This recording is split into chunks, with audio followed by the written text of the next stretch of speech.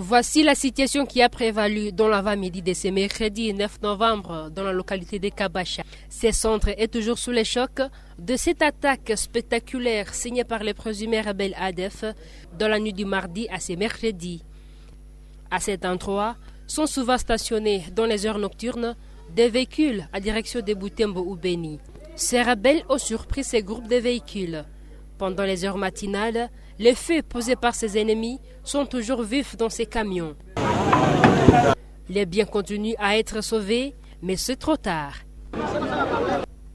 Cet autre camion marqué Fuso a été brûlé, mais les marchandises sont toujours saines et sauves. Cet homme en est le chauffeur assistant.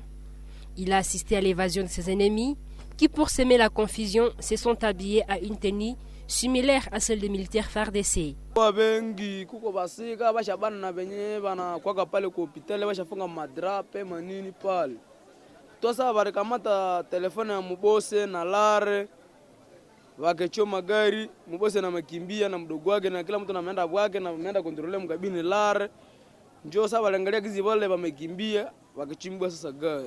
Dans cette partie centre, de nombreux bâtiments sont réduits en cendres. Par exemple, celui-ci finit à peine 2 semaines depuis qu'il a été achevé. Ce tenancier de kiosque n'avait pas encore fermé sa porte pendant que ce drame s'est déroulé. D'après lui, tout est parti des mouvements de ramassage des sauterelles. L'ennemi s'est filtré et a profité de la situation. 0h30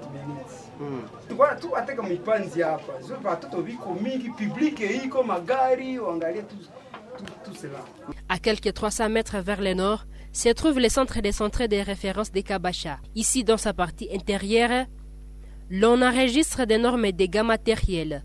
L'administrateur gestionnaire de cette structure sanitaire nous fait constater les dégâts.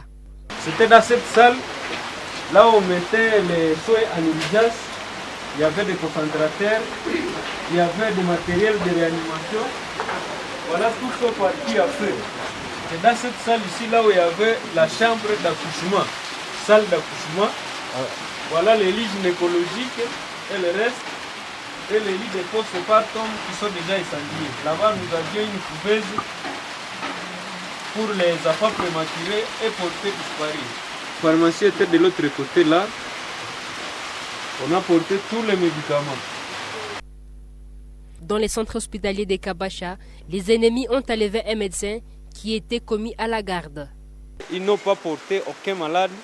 Tous les malades ont répondu présents le matin. Seulement, ils sont partis avec un de nos médecins. C'est le docteur Jeannot qui, jusque-là, il n'est pas encore de retour. À l'état actuel, il y a la grande partie est incendiée. Et nous sommes restés avec un seul bâtiment qui reste encore debout. Ce jeune homme est l'une des victimes. Il nous conduit dans son domicile incendié. À la croire, ces inconnus voulaient les prendre pour guides afin de traquer leurs cibles. Mais il s'est échappé des mains de ses assaillants.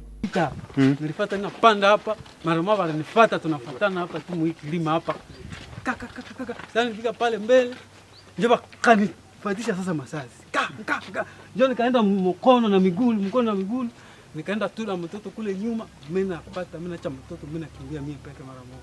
Bali nikuta hapa. Sasa wakiona kwa gizi nimekimbia ile njoo kolere yenyewe walirudia nyuma akisema tufuate tuchome nyumba.